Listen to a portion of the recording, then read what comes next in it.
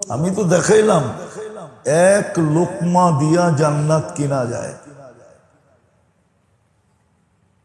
1 টাকা দিয়া জান্নাত নেওয়া যায়। আজকে মূল্য আছে, আপনাকে খুঁজে বাহির করতে হবে যে 1 টাকার ক্ষেত্রটা কোন জায়গায় আছে। আমাদের ফাজাইলে সাদাকাতে আছে। মালিক ইবনে দিনার রহমতুল্লাহ আলাইহি এসে বলছে, যুবক ঘরে কয় টাকা খরচ করবি? তো মনে হয় বলছে 3 লাখ দিরহাম বা 1 লাখ দিরহাম। 1 লাখ দিরহাম বলছে, এর চেয়ে উত্তম ঘরের সন্ধান দিব তো জান্নাত পুরা সামনে তুলা ধরছে। বলছে 1 লাখ দিরহামের বিনিময়ে বেচবো, কিনবি? যুবকের বুঝে আসছে, উঠায় দিয়া দিছে হাতে, লয়া যা। তো জাগা মতে নিয়ে লাগায় দিছে। কয়েকদিন পরে আবার ফিরে আসছে ওইখানে।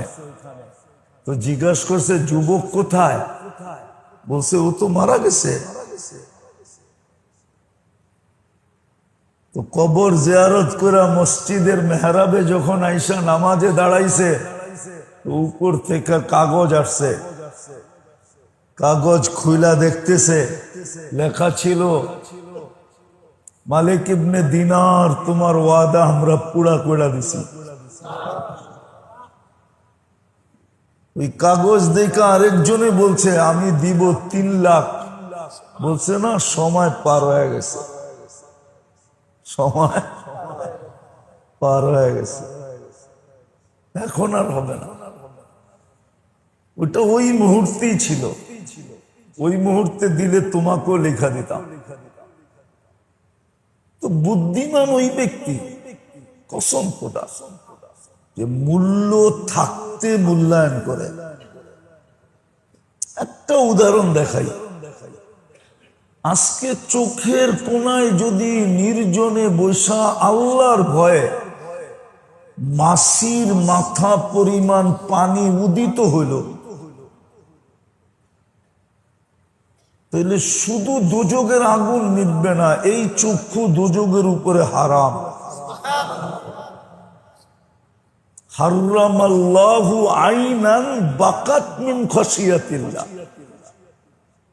কিন্তু কাল কিয়ামতের দিন তো মানুষ চোখের পানির ভিতরে সাঁতরাইতে থাকবে। এটা তো হাদিস আছে,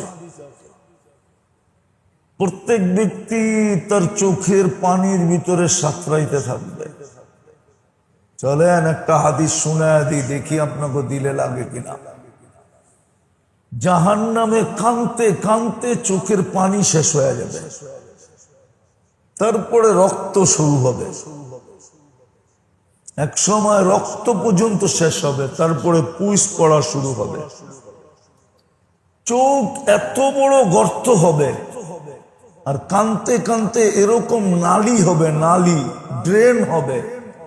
আল্লাহর রসুল বলছেন, দুনিয়ার শিপ যদি চালাইতে চায় তো ওটার ভিতরে চালাইতে পারবে। কসম খায়া বলছে, শিপ চালাইতে পারবে, শিপ।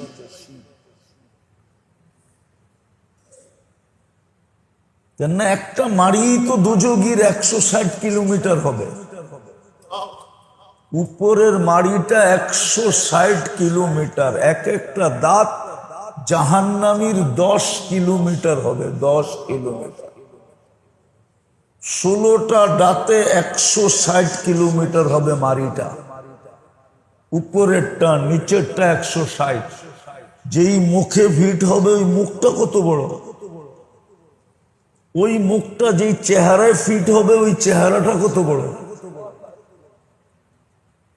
আজকে তো 1 ফোঁটায় দোজখের পানি নিবানো যায়। এই জন্যই বলছিলাম, বুদ্ধিমান ওই ব্যক্তি যে মূল্য থাকতে মূল্যায়ন করে। বুদ্ধিমান ওই যুবক মূল্য থাকতে, যৌবনের মূল্য থাকতে যে যৌবনের মূল্যায়ন করে। বুদ্ধিমান ওই নারী, নারীত্ব থাকতে যে নিজের মূল্যায়ন করে। ঠিক এরকম পুরুষত্ব থাকতে যে পুরুষের মূল্যায়ন করে সে বুদ্ধিমান। আল্লাহ রসুল বলছে আল কাইয়িস বুদ্ধিমান।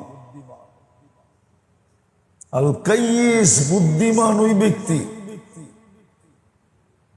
যে মূল্য থাকতে মূল্যায়ন করে।